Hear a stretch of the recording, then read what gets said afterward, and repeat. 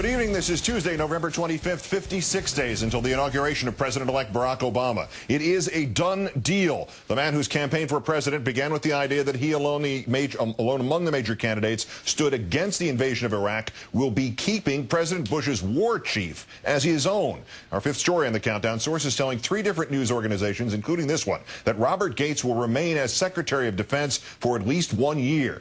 According to sources who spoke to our own Pentagon correspondent Jim Miklashevsky, it has been, quote, a done deal for some time. No other name has been seriously floated as a possible candidate. According to the source, the deal was sealed for Gates when former Marine Corps candidate Jim Jones was mentioned as the probable candidate for National Security Advisor, former commander of NATO. Politico.com reporting he is in fact in. Former Admiral Dennis Blair was named as the likely pick for the Director of National Intelligence. The source calling that a dream team that Gates could clearly work with. ABC News reporting that President-elect Obama is expected to roll out his entire national security team after the Thanksgiving holiday. Not just Gates, Jones, and Blair, but also Senator Clinton as Secretary of State.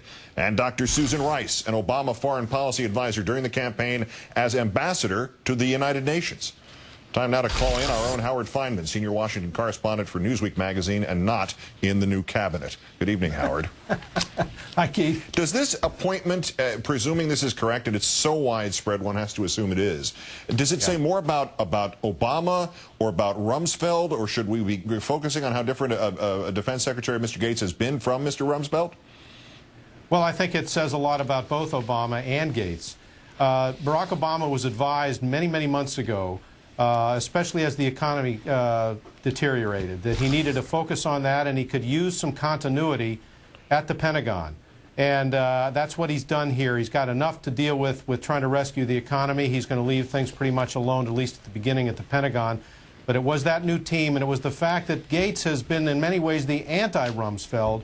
He's talked about scaling back the expansive duties of the Pentagon. He's talked about realism in foreign policy and defense deployment. Many ways the opposite of what Rumsfeld enabled, as Gates has kind of managed first the surge and then the beginning of the what is going to soon be a wind down. As he obviously would help the president-elect in establishing a relationship with the military structure, with the brass, with the hierarchy, with the complex, if you will. Does it also help protect him in a more cynical sense against whatever might go wrong in Iraq? Well, sure. Keith, you know, this discussion was had briefly about Hank Paulson. Do you keep him on? The answer was no, with a capital N. You don't want to own Hank Paulson in any way. But the opposite is the case with Gates. Gates has been widely viewed as a very successful follow-on to the disasters of Rumsfeld in terms of management, in terms of outlook and so forth. He's done a good job by all accounts. But if something does go wrong as Obama begins to draw down the number of troops in Iraq and try to transfer some to Afghanistan, you want to have somebody else to blame, and cynically, if necessary, that would be Gates. But I don't think that's going to happen, in part because the key here are the other names that you mentioned, Jones and Blair and others. That is viewed within the Pentagon as a dream team and are viewed around town, including by Democrats on the Hill that I talked to. These aren't the lefties, but these are the establishment Democrats. On the House side and elsewhere, this is a very strong team, and the man to watch is Jones, because he's really going to be calling the shots from inside the White House. Is it curious, Jim Miklashevsky's source phrase that he used, no other name has been seriously floated as a possible candidate, that all what we heard about Senator Hagel or Senator Reid or a former Navy Secretary Danzig, that he went right to Gates, settled there, or at least it seems that? What does that mean? How curious is that? Well, that's very interesting. It means that Obama is for both competence and continuity when that makes sense.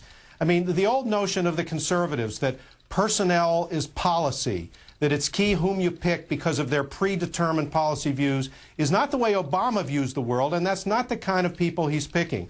I know Senator Evan Bayh, among others, I spoke with Senator Bayh a little while ago. He said that he advised Obama many months ago to keep Gates for continuity purposes, because the economy was deteriorating, because the war needed to be wound down in Iraq. Keep that guy there who's won wide respect around town and on the Hill, at least for a year.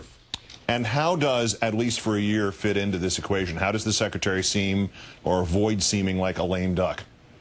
Well, the word on the Hill is that he would love to leave town, that he's building a home out in Seattle. That's where he'd like to be. He's staying on as a matter of duty and at the president-elect's call. The way he avoids being a lame duck is by helping Obama manage the construction of a new Obama Pentagon and a new Obama defense and foreign policy outlook that will include a lot of strong-minded people. General Jones, Admiral Blair, Susan Rice, Hillary Clinton, and Bob Gates. He'll be in on the construction of the new Democratic Obama Pentagon. Our own Howard Fineman of Newsweek. As always, Howard, great thanks. And if we don't speak, happy Thanksgiving. Same to you, Keith. Thank you.